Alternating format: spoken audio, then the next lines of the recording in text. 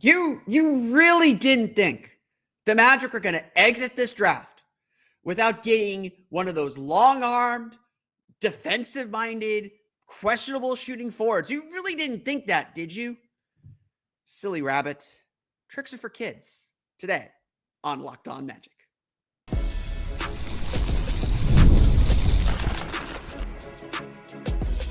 You are Locked On Magic, your daily Orlando Magic podcast. Part of the Locked On Podcast Network, your team every day. And you are indeed Locked On Magic. Today is June 27th, 2025. My name is Philip Rossman-Reich. I'm the senior writer over at OrlandoMagicDaily.com, credentialed member of the media covering the Orlando Magic since the 2012 season. Been a while. On today's episode of Locked On Magic, the Magic do something they have not done in a very long time. They trade up to get their guy. What the trade up for Noah Penda means, what Noah Penda brings to the team, and where the Magic are at entering free agency, all coming up today on Locked On Magic. But before we do any of that, we want to thank you again for making Locked On Magic part of your day every day. No matter when you listen to us, whether it's first in the morning, whether it's right when we upload, whether it's right when I'm done waking up from sleeping. We truly appreciate you making Locked On Magic part of your day every day. We truly appreciate all of you who truly make Locked On Magic part of your day every day. Our everydayers, you are the best. No matter who you're interested in this draft, go check out the Locked On Podcast Network podcast that drafted them. Great coverage of the draft throughout the network, all part of Locked On Podcast Network, your team every day. Today's episode of Locked On Magic is brought to you by Game Time. Download the Game Time app, create an account, and use code LOCKEDONNBA for $20 off your first purchase. I don't know how long I've sat here covering the draft and told you my guiding philosophy for the NBA draft. A philosophy that I don't always follow when I'm doing the Locked On mock. I'm also, like Jeff, a very naturally conservative person, but I've always had a guiding philosophy that says this. If there is a guy you like, if there is a guy that you as an executive are so sure is the one you want, is the player you want to draft, go get him. Because frankly, draft picks are a lot less valuable than a lot of fans seem to think they are, and we'll get into that conversation here in a minute. Draft picks are like used cars, or like any car actually. The moment you use them, they lose value. Once it becomes a real person, their value plummets because now you're dealing with a person instead of the mystery box. And so frankly, if there's a player that you really think is going to be that good, and I use Donovan Mitchell as the example. The Utah Jazz didn't draft Donovan Mitchell. They traded up to get him. They made sure they got him. San Antonio traded with Indiana to get Kawhi Leonard. Ultimately, yes, you have to play the draft, you have to play the games, but like, as much as I'll make fun of Portland for taking Anson Young, if he's their guy, who cares? Who cares what anyone else thinks? Make sure you get the guy that you're comfortable with. Now it backfires occasionally. Jet Howard was picked 11th, and I think we're all still curious about that decision. But at the end of the day, I didn't blame the Magic for that because I said in that draft, you need to exit this draft with a shooter one way or another. Jet Howard was on the shooting list. He was the shooter they liked more than everyone else, whether that evaluation was correct or not. They got their guy. Truly this summer, we are seeing a different kind of Jeff Weltman.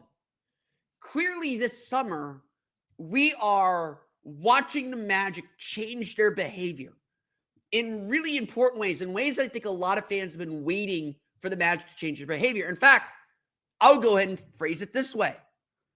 The Magic are finally acting like a winning team. They're finally acting like a team that is going for it and making sure they have the players they want instead of letting the thing come to them. They took Jace Richardson in the first round. And at least according to Jeff Weltman, he was a guy they were looking at 16. They felt like he fell to them. But that also meant a guy they wanted at 25 was not someone they were picking. That also meant there were other players the Magic were interested in that they were no longer picking because Jace Richardson was their guy. And so as the second round began and that extra time, the extra 24 hours or however many hours to sit with that second round draft order and figure things out allowed for the crazy amount of moves that we saw. There was time for everyone to settle in. And so the Magic again made their move. Whether you like this prospect or not, and we're going to get into Noah Penda here in a minute, the Magic identified a player that they like, and certainly one that fits the type that we all know the Magic like. The Magic identified a player that they like and decided this is a second-round pick. Who cares what it costs? Second-round picks are easy to recoup, easy to regain, and easy to spend. And for the first time, the Magic aren't punting on a second-round pick. The Magic are aggressively going after first-round level talent in the second round, something that is becoming more and more important considering the aprons, considering all the financial restrictions that are about to descend upon the Magic. Again, we'll talk about Noah Penda here in a second. Second mention, haven't talked about the deal yet. We'll talk about Noah Penda in a second and what he brings to the team. But there is no doubt the Magic grabbed a second first-round level player and got a second-round contract with it. So here was the deal. The Boston Celtics apparently and reportedly thwarted in their attempts to get Rasheer Fleming by the Phoenix Suns undercutting them and jumping up to 31. The Boston Celtics traded the 32nd pick to the Orlando Magic for the Magic's 2 second-round picks. That would have been 46 and 57, as well as a 2026 second-round pick and a 2027 second-round pick. The Magic, by the way, still have 9 second-round picks over the next 7 years. They still have 4 first-round picks over the next 7 years. So the Magic's draft capital, little bit, sunk into a little bit. They've definitely spent a lot of draft capital. They still got plenty to work with. And again, second-round picks are easy to refill. And if the Magic do need to break some things apart, surely they will get some first-round picks when they have to make those trades. All of this was a clear intention to move up and take Noah Penda. And we're going to talk about those reasons in a moment. But the big point has been and continues to be the renewed aggression that the Orlando Magic are attacking this offseason. The renewed aggression that says we're going to add valuable talent to this team to make ourselves better. And I think without a doubt, the Magic are a better team now. And we've said this, and look, Desmond Bane's obviously a bigger impact player than Noah Penda. Jace Richardson is potentially a bigger impact, more talented player than Noah Penda too. The Magic are not just a better team. They have shaped their team for the moment. They have shaped their team to be a real contender, to fill some gaps, to fill some holes, while still staying true to their philosophy, their values, and what they think will help them win in the end. This is what winning teams do. They identify talent, they grab it. They don't just target it, they grab it. And again, we'll get a little bit later on into where the Magic's roster sits and what comes next and why it might be a little bit more of a conservative free agency than I think a lot of fans want. But the Magic have made a big play here. And they have really put the league on notice that A, they're open for talking and open for business, but B, they are committed to their vision. They believe it can be successful, and they're going to go out and make it happen. So what does Noah Penda bring to the Magic? What can the Magic expect from this young forward? We're going to get to that coming up here in just a moment. But first, it's everybody's favorite ad read. Yes, I read your comments. Yes, so I'm going to try and do things a little bit differently today, but there's still no denying. When I found out Skims was making underwear for men, I was intrigued. You probably didn't want to know that. That's probably too much information. But I've heard so much about the quality from friends and family. Shea Gilgeous-Alexander sure looks good in them. So I had to give it a try. And let me tell you, Skims lives up to the hype. We don't like to talk about underwear. Clearly, by some of the comments when I do these ad reads, you don't like to talk about underwear, but we got to talk about underwear because with Skims, the fit, the comfort, the right style, it's all there. It's all there. I was never a briefs person until I tried Skims, and now I might be a briefs person. Like literally, honestly, might be a briefs person. Their men's line offers something for everyone from boxer briefs to classic briefs, all designed with perfect balance of comfort and style. I've been hooked on these. They are perfect for my active lifestyle or my sitting lifestyle, whichever one. They move with me, never lose their shape, and stay in place all day. Whether I'm working out, running errands, going to theme parks, at the game, whatever, they're the most comfortable and reliable underwear I've ever owned. That's enough of that, isn't it? Shop Skims Men's at skims.com, and you'll be seeing their praises too. Let them know we sent you after you place your order. Select podcast in the survey and select my show, Locked On Magic, in the drop-down menu that follows. Thanks for listening. Once again, that's Skims Men's at skims.com.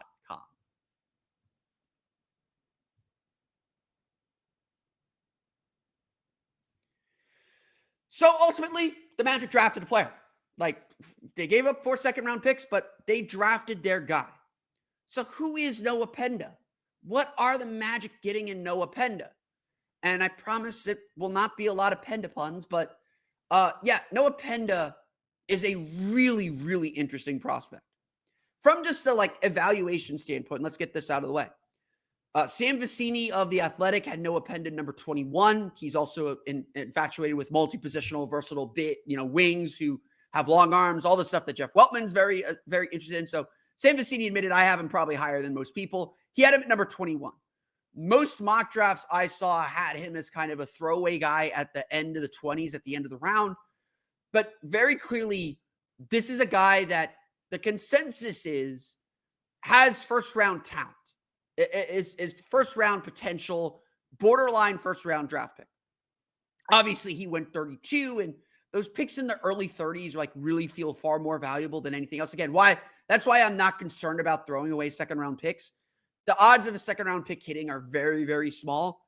Those odds obviously increase the higher up in the draft you are. So go get your guy if you're really convinced about him, because frankly, the two guys Boston drafted, in this second round, they probably won't play more games combined than Noah Penda will. And I'll venture to guess, even today, freezing cold take me later, the 4 guys Boston picks with the Magic's 4 second-round picks they sent for Noah Penda, they will not play as many games in the NBA combined as Noah Penda will.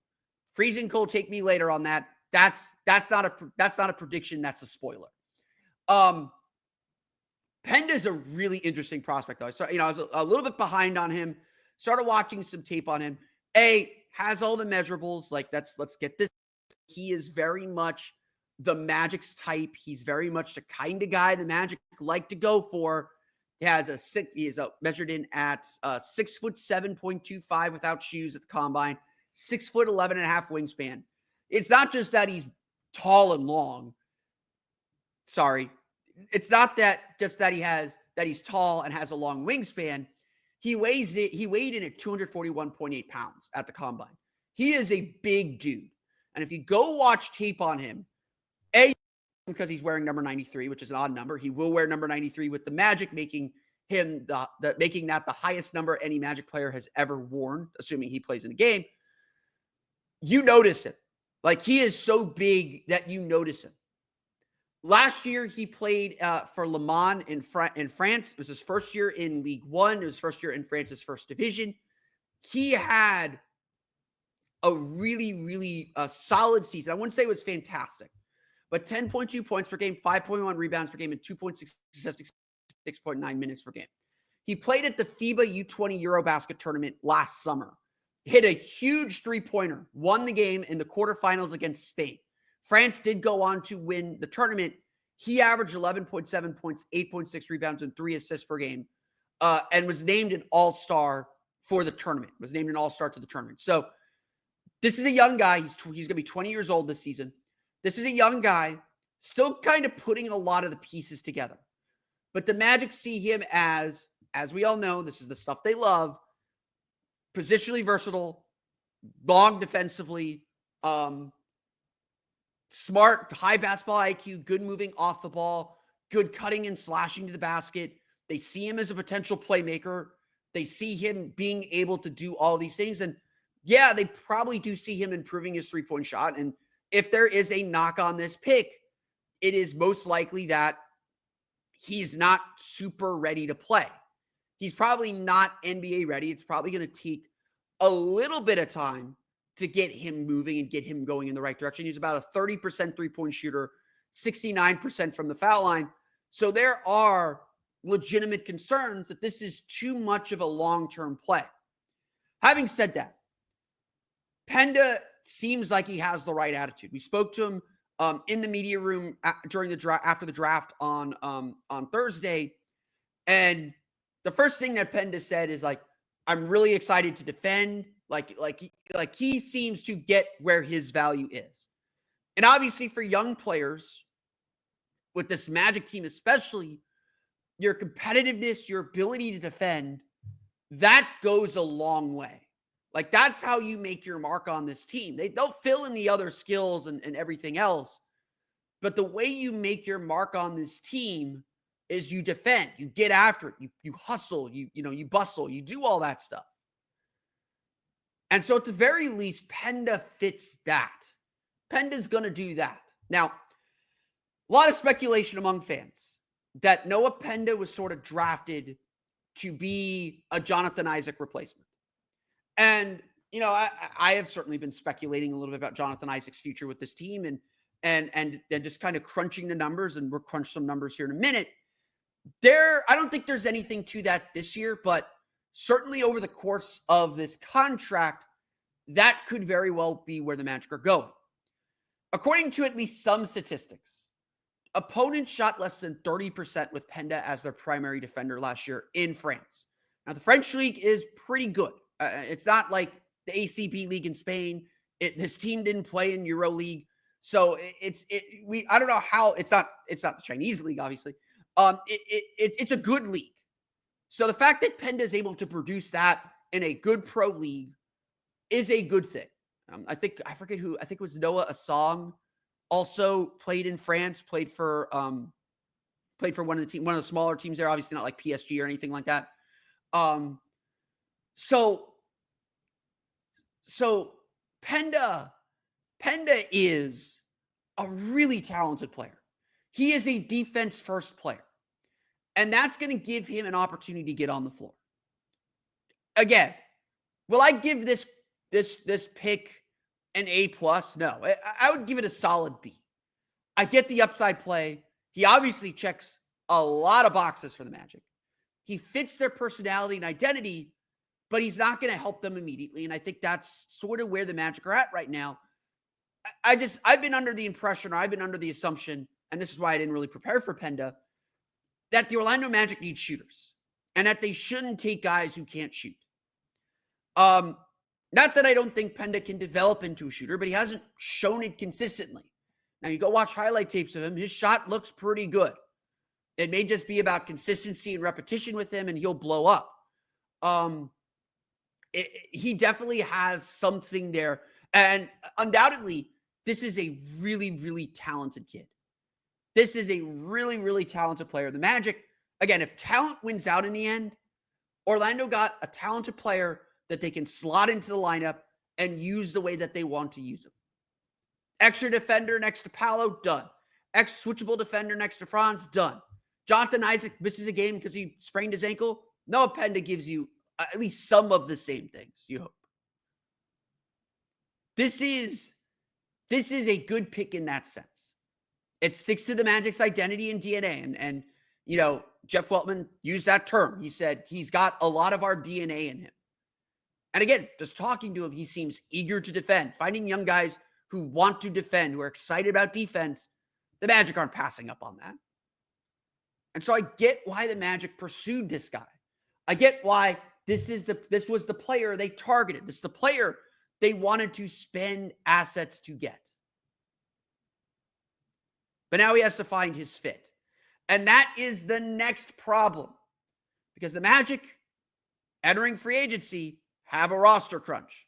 We'll talk a little bit about those restrictions coming up here in just a moment. But first, today's episode of Locked On Magic is brought to you by our friends over at Game Time. Have you ever decided at the last minute to head to a ball game with friends or family, or even a show? Maybe it's game day and you suddenly realize you want to be in the stands. That's exactly where Game Time comes in. It's the easiest way to grab last minute tickets without the stress. With the money you save on tickets, you can splurge on food, drinks, merch, or even invite a bigger group to come with you. Game Time makes it possible. Game Time makes buying tickets fast and simple. Prices on the app actually drop the closer you get to first pitch. They've got incredible last minute deals, clear seat views, and a lowest price guarantee that takes the worry out of buying. Obviously, no NBA for a little while. Taking a little vacation here. We'll go to Summer League in Vegas in a minute. But there's still events going on in Central Florida. FIFA Club World Cup is coming with a couple knockout round games here in a minute. They had the big Man City game yesterday.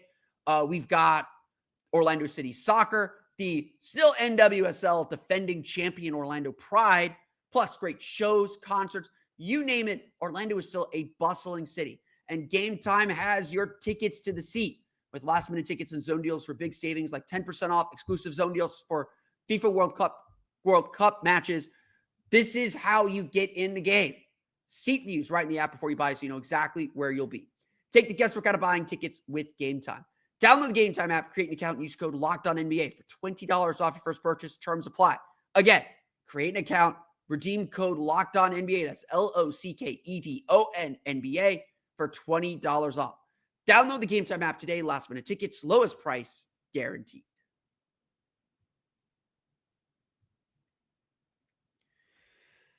So here we are.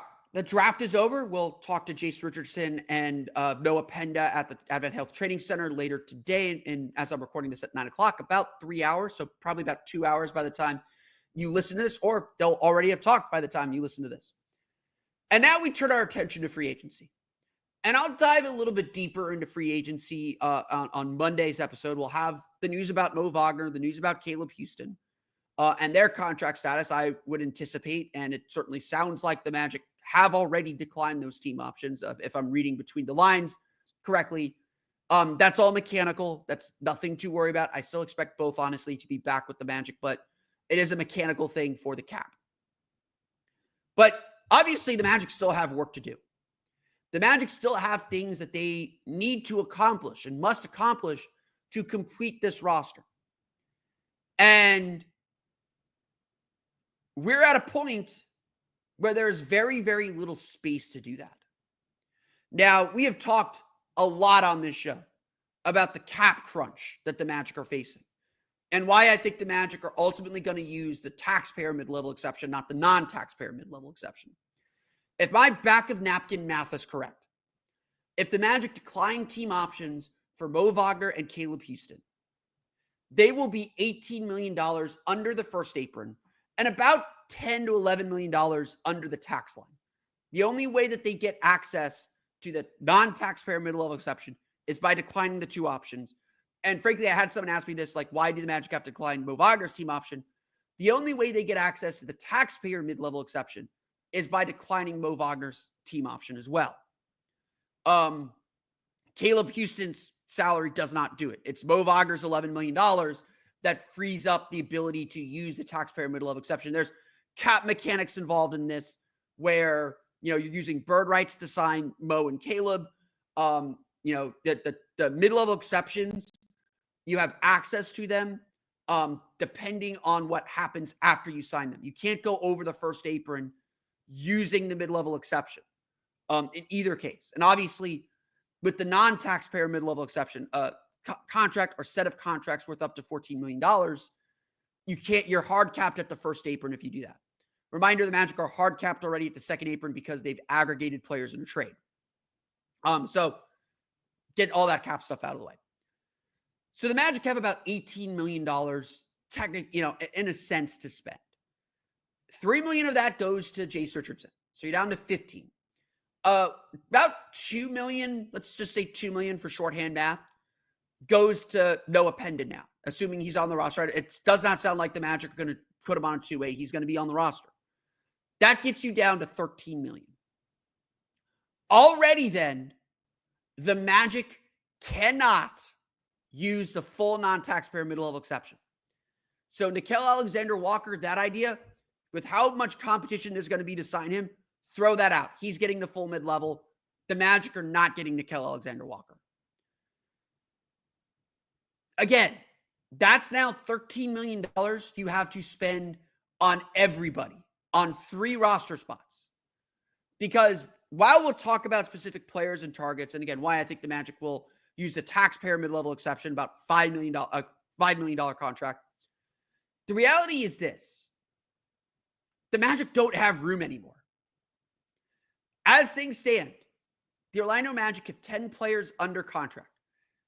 Jalen Suggs, Desmond Bane, Paolo Banchero, Franz Wagner, Wendell Carter, Anthony Black, Jet Howard, Tristan Da Silva, Goga Bitadze, Jonathan Isaac. That's 10. Jace Richardson is 11. Noah Penda is 12. You can have a maximum of 15 plus your 3 two-way players. Ethan Thompson is one of the two-way players. Magic will probably keep their two-way spots open to see what shakes free in Summer League. That's just Jeff Weltman's philosophy. That's why you didn't see the busy action that a lot of teams do after the draft ends. That's not what the Magic do. They got their guys coming in for Summer League. They'll look at their Summer League roster. They'll look around. They'll make two-way decisions here toward the end of the summer.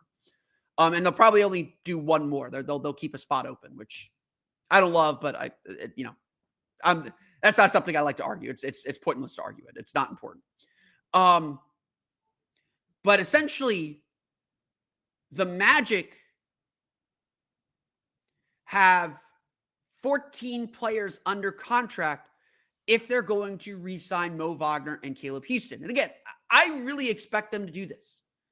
Caleb Houston gives them another solid wing depth, and Mo Wagner is obviously super duper important for a lot of reasons.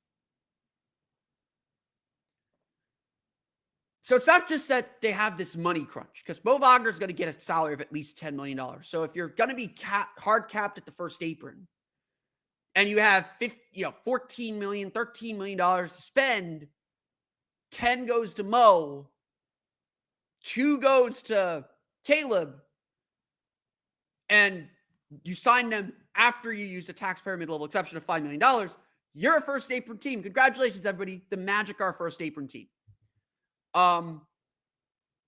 That's the reality. That's the reality of all this. And the Magic have, if they're going to re-sign those 2 players, just that one roster spot to fill in free agency. That makes figuring out free agency a little bit easier, because then we can say, okay, who's worth the taxpayer mid-level exception? Like, what are the options there? And there are some options. If the Magic want another guard, Tyus Jones is there. I've been kind of advocating or playing around with, if you trade Goga Bitadze, go sign Paul Reed to a minimum, does a lot of the same things. Maybe Paul Reed is the option if you're trading Goga Bitadze. It does smell a little bit like the Magic might have one more trade in them. That if the Lakers strike out on all their centers and they turn to the Magic and say, what do you want for Goga Bitadze? They find a way to make that happen. And that frees up some wiggle room, maybe some financial wiggle room to actually get something done. But once the Magic sign all these players and they're a first apron team, it gets tough to do anything. It's not as tough as it will be next season, but it gets tough to do anything.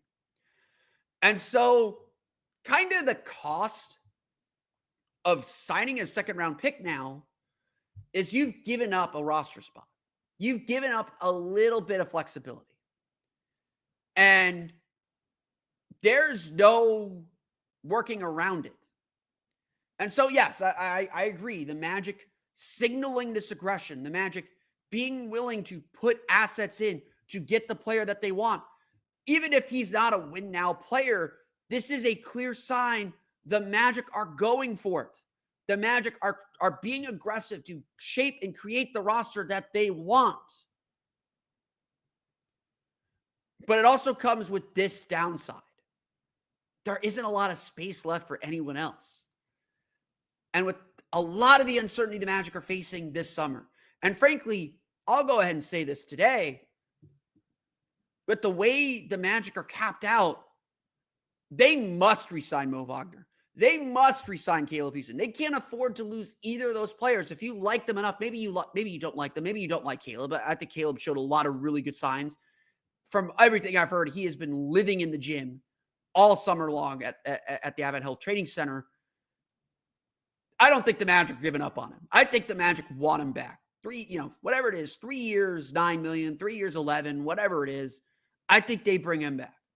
I think they bring Mo back on something like a 3-year, like $30 million contract. Just, 3 years, like $32 million, like something like that. I think they take care of him. Give him another, team option on the 3rd year, as always. I think they take care of him. I think they want to take care of him. It's just cap mechanics that create this uncertainty. But now you have a roster crunch creating uncertainty too. And Orlando has to be precise. They don't have room to make mistakes with the stakes that they're playing for now. And so we'll see what the Magic ultimately do, and we'll dive into that Sunday afternoon to get ready for free agency on Monday. But that's going to do it for me today. I want to thank you all again for listening to today's episode of Locked On Magic. Again, thank you again for allowing me to post later. I truly appreciate it. I really, really appreciate everyone who's been listening. We've seen subscribers on YouTube go way up. I've seen listens on both the podcast and the YouTube page just be consistently so good. Really, really appreciate all of you buckling in for the offseason. Thank you for letting me delay posting this again, just for my personal sake. It's been a couple late nights here. It caught up to me last night, so I truly appreciate that. You can, of course, if you haven't already, subscribe to the podcast on Apple Podcasts, Stitcher, TuneIn, Himalaya, Google Play, Spotify, Odyssey, and all of them. You download podcasts to your podcast-enabled listening device. You can find us on YouTube as well. Just search for Locked On Magic. You can follow me on Twitter at @PhilipRR_OMD and follow the podcast on Twitter at Locked On Magic. For the latest on the Orlando Magic, be sure to check out OrlandoMagicDaily.com. You can find us there on Twitter at @OMagicDaily. And for even more Orlando Magic content, be sure to check out my Patreon page, Orlando Magic Hub, at patreon.com/Orlando Magic Hub. As always, thank you for your support. A lot coming to both of those sites over the weekend as we get ready for free agency, as we deconstruct the draft and look ahead to what should still be a busy offseason. Magic have done a lot of their work already, as I hinted. Now that you're done listening to Locked On Magic and making it your first listen of the day, go make your second listen to the Locked On NBA podcast. There is no offseason, and Doug, Matt, and Hayes are keeping you up to date on contract negotiations, rumors, and everything you need to be the most informed NBA fan. Get your breakdown of the NBA draft and your preview of free agency over at Locked On NBA. Find it on YouTube or wherever you listen to podcasts, part of Locked On Podcast Network, your team every day. That's going to do it for me today, though. I want to thank you all again for listening to today's episode of Locked On Magic. We'll be back Sunday afternoon. The plan is to go up in the afternoon once we get the news. We'll break down what the Magic did with Mo Wagner and Caleb Houston, where the Magic turn in free agency. We'll rehash all these tools they have available and trying to figure out what the Magic are due, who they should target as we enter free agency. But that's going to do it for me today. I want to thank you all again for listening to today's episode of Locked On Magic. For Orlando Magic Daily and Locked On Magic, this has been Philip Rossman. Have a great weekend, everyone. We'll see you all again next time for another episode of Locked On Magic.